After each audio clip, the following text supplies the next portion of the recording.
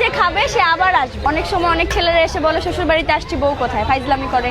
তো যেহেতু শ্বশুর বাড়ির নাম দেওয়া হচ্ছে, তো অনেকেই দুষ্টামি করে, ফাইজলামি করে। যারা এখন পর্যন্ত আপনারা বিয়ে করেন নাই, শ্বশুর বাড়ির এরকম মজাদার আইটেমের খাবার খেতে চান, তারা একবার হলেও শ্বশুর বাড়িতে আসবেন। খাবার না খেতে হলেও খাবারগুলো দেখে যাবেন, এবং সবগুলো খাবার খুবই ভালো এবং টেস্টি। বিবাহিত অবিবাহিত সবার শ্বশুর বাড়ি সবাই এসে খেতে পারবে।